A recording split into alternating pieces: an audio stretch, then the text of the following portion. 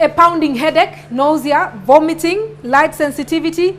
These are all symptoms of migraine headaches. Migraines and other types of headaches, such as tension headache and sinus headache, are severely painful.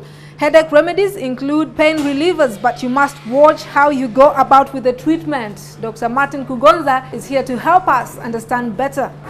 Dr. Marting Kugonza, thank you so much for coming to PM Live. It's good to have you here again. It's really been long, Razia. I'm so humbled to come back after a very long schedule since 2015. Today we're talking about headaches, or what some people call migraines.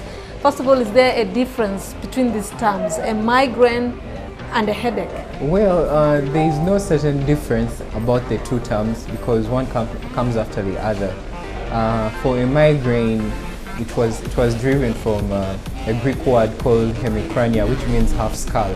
And for migraine, it's a particular kind of head pain, or as patients can describe it as scalp muscle pain, just like an ache on just one side of your head.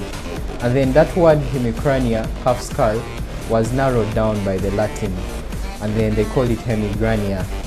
So the derivative came out from the English and it was called a migraine. Doctor, some people tell me that, today I'm feeling a headache, I didn't take tea in the morning. Is it true that not taking tea has an effect, or let me call it an impact, that it causes even a headache? Well, it's interesting that we're talking about headache, and if you get to understand that headache is just a misery. Okay, it causes a lot of low production, and almost all the patients who come to you, or most of the people, are complaining about headache. So in due course, if you've not had probably tea or something to eat, I'll encompass it with that, because tea will come with something to eat, and basically it's a breakfast. So you're adding extra sugars onto yourself. So glucose levels have to be maintained throughout your body tissues, and especially to the brain. And once you don't have enough sugars or perfusion, then you have to complain of the headache. So after eating something, what you're replacing? Sugars. So I see we must always just eat well and drink a lot. But that could be one of the causes of headaches.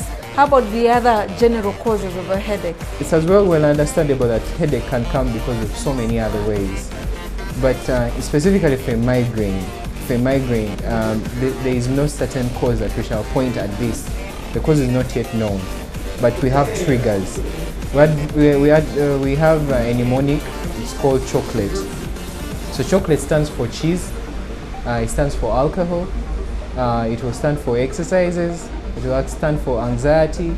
It will stand for stress. Okay. And then it will, some others which are included would be maybe hormonal imbalances, okay, exercises. Exercise also trigger off a headache if you had it for a very long period of time. And then smoking, okay, pregnancy, okay, there are so many, obesity, it's quite a number of them. But someone may ask me, why are you talking about cheese? Why are you talking about maybe oral contraceptives, because they're causing a lot of hormonal imbalances? Now, cheese, red wine, they contain this substance called tyramine. Tyramine, which is an amine derivative of an ammonium compound. It just works like adrenaline. Adrenaline, how does it come into play? When you're frightened by something, fear and flight, your heart will start pounding so fast. If you take notice, after that very time, you'll get a headache. So, Dr. Kugonza, when someone comes to you and says, I have a headache, what is the first ailment that comes to your mind? What are these ailments that are so much characterized with headaches? It's because we're living in a high endemic area of malaria. That would be the very first thing. And depending on the occupation, you have, if you're this person who is office work, the first thing I'll know that maybe you're having quite a number of things to attend to. So headache will be more on what you're doing. And then low socioeconomic status, probably stress. If you're an athlete, probably you're having a lot of exercise going on, and maybe you're having a poor lifestyle, maybe of eating. Probably your diet is very poor, or your feeding pattern is really very poor. So looking upon that, there are other infectious diseases which can preempt a headache. Going into how it really occurs may be a little bit complex, but I think it's necessary for you to know which ones will trigger, which will have a headache. Most of them are characterized with a headache, but there are other associated symptoms. For example, nausea and vomiting, fear of sound, which are characterized with a migraine.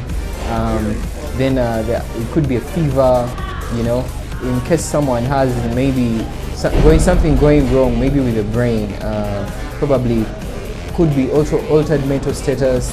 Okay, in terms of meningitis, there are other associated symptoms: neck pain, backache, fear of light, things like those. And how can one prevent a headache? I think there's no technique of preventing a headache. I think you just need to live a health-free life. Health-free, be careful with your health, do the right things, seek medical advice, do when it's need. And then in case you get a headache, just run to the doctor, run to the nurse. Don't do off-the-counter prescriptions or medication. Now, this is not new that someone has a headache and then they are told, just take water, it will cool down, just take water. Is it true that taking water helps relieve a migraine headache? Since we talked about the causes, there are quite many of the headache. Dehydration is among them, for you to be dehydrated. Okay, you being dehydrated is a lot of vasoconstriction because you have less fluid load or volume load. So by taking water, we try to increase the volume load.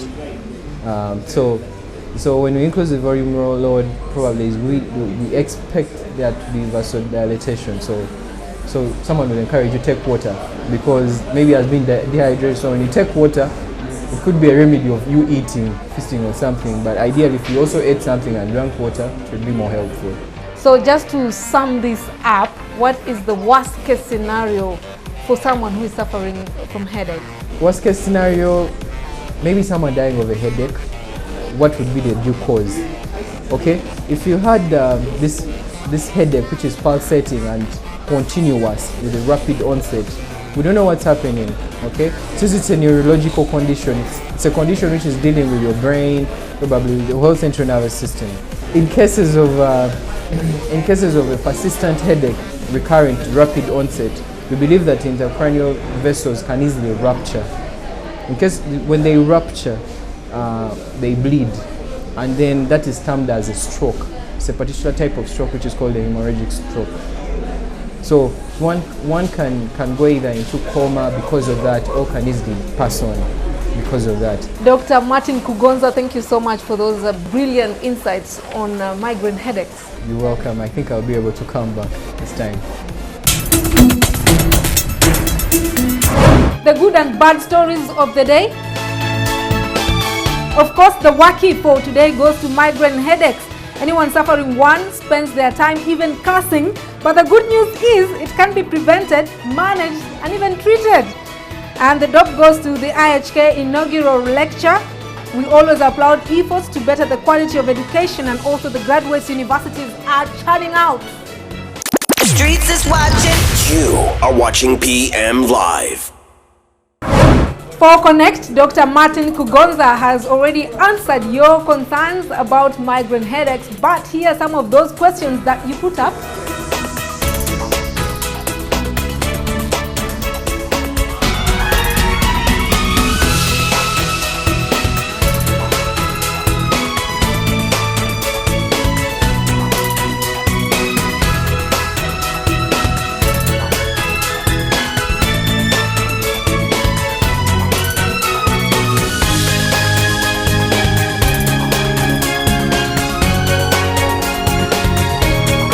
Wow, I hope nobody is suffering from a migraine headache. Do enjoy your day and stay with Urban TV. It's a lifestyle. I'm Razia Athman. Until tomorrow, I'll be online.